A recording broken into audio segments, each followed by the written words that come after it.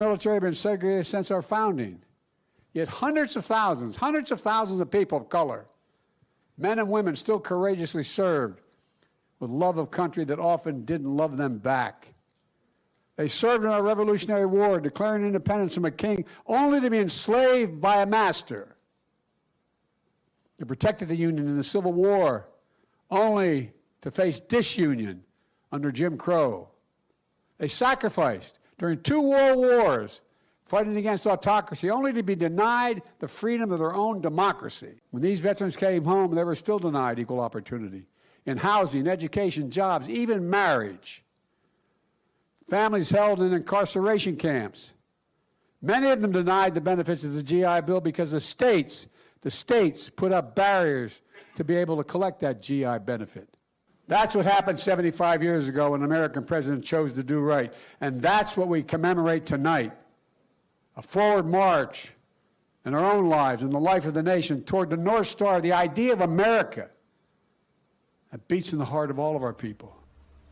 President Biden speaking yesterday at the Truman Civil Rights Symposium, honoring the 75th anniversary of President Truman's order to desegregate the military. Joining us now, Pulitzer Prize-winning author and presidential historian Doris Kearns Goodwin. Doris, it's so great to have you with us as we've been talking this week about indictments, a new one yesterday, the potential of another indictment of a former president of the United States, and all that that means for the country. It is good to stop and point to moments like the one we saw yesterday, the anniversary of the desegregation of the military, the announcement by the president and by the White House of monuments, a couple of them for Emmett Till and his mother as well. These are moments that are worth our attention. They are worth marking, and obviously huge moments in the history of our country. Oh, you're so right, Willie. You know, I mean, I think about the fact, what if the former president had accepted the peaceful transition of power and the public space had now been open for the last 2.5 years for discussions just like this, rather than continually having to worry about January 6th indictments, congressional hearings. But here we are. It was a good week in many ways for history. I mean, it started off badly with the Florida standards being set that you're supposed to talk in these classrooms about the good things that happened to slaves. But then it went on with the monument to Emmett Till, and not just to the commemoration of the poor little boy who was killed, but the courageous decision of his mother, who was willing to let his face be shown. And it fired the conscience of the country. And it fired 100 days later. There was Rosa Parks sitting in the bus, told to go to the back of the bus. And she thought of Emmett Till, and she said, no, I'm going to stay here. And that brings out the boycott, the bus boycott. That brings out Martin Luther King. He comes forward. That has the sit-ins, the freedom, ripples of hope that change things. And just to watch President Biden yesterday at the 75th anniversary, Truman's thing was truly hard for him to do. He came from a Confederate family. His mother hated Lincoln so much that she said when she went to the White House, she would not sleep in his bedroom. If she had to, she'd sleep on the floor rather than on his bed. And yet he defied that background, and he gave that executive order. He said that what happened to him, and it talks about what Biden was just talking about, he watched the returning veterans come home after World War II, and they were forced into second-rate citizenship again in the South. And there was one veteran in particular who was blinded by a police officer, and then the police officer got off, of course, in the jury trial.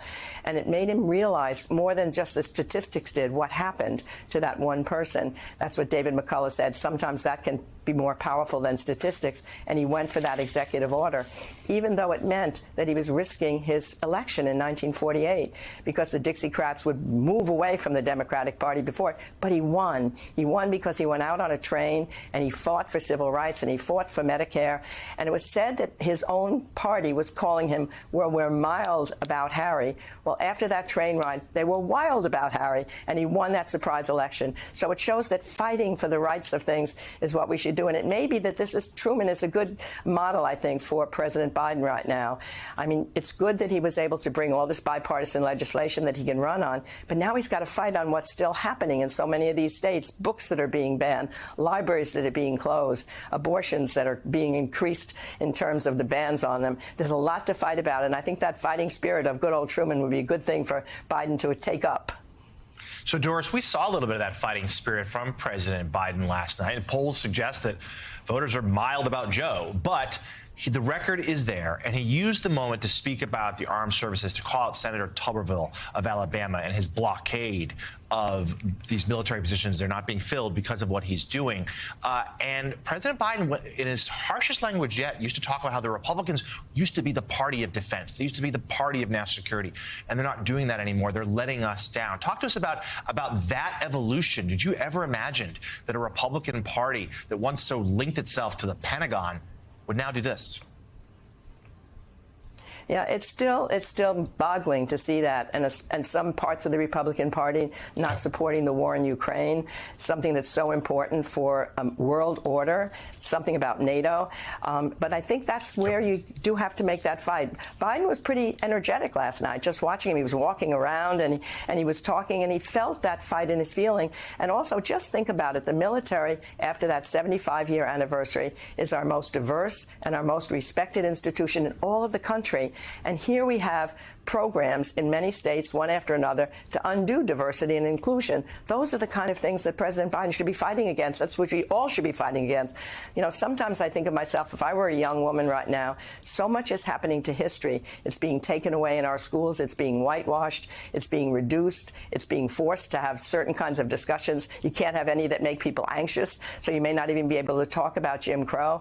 I mean, historians have to be out there. Maybe we have to be sitting in. Maybe we have to be doing something for our profession, because without history, and that's what was shown yesterday, history gave President Biden a platform to talk about the importance of diversity, the importance of inclusion, the importance of creating an institution like the military, which has become, as I say, one of the most respected in the country because of its inclusion.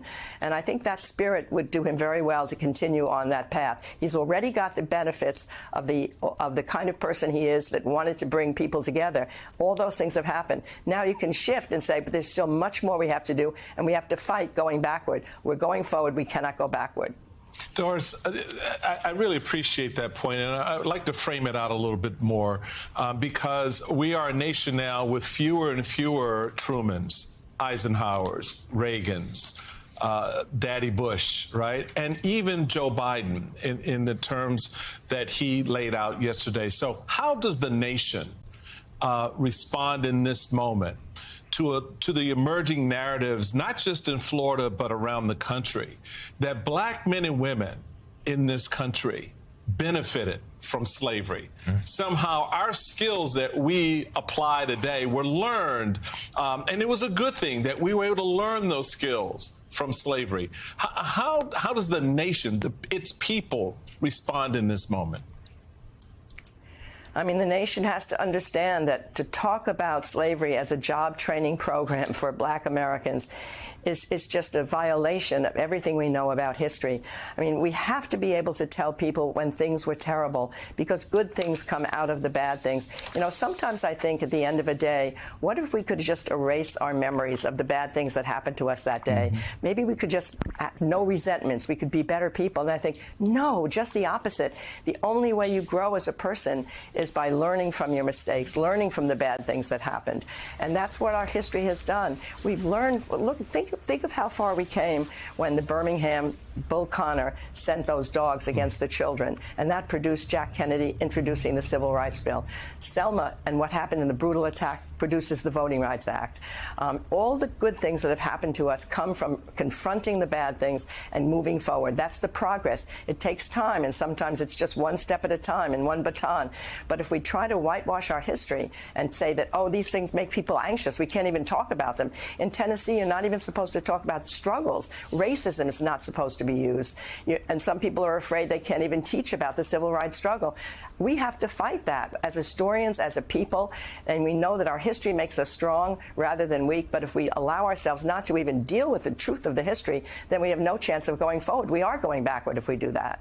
But I don't think we're going to do that. People see that this is wrong, and people are fighting it. I mean, librarians just being undone now in Houston. They're going to be put, instead of having librarians in the public system, libraries closed. They're going to be detention centers. How can this be? People need books in their schools. These things are really important to fight against, and we as a people have to do it. We've gotten some painful reminders, but important ones, that we have to fight for our democracy. It's not something to be taken for granted. Doris Kearns Goodwin, always bringing us her wisdom. It's so great to see you. Thanks for being here today.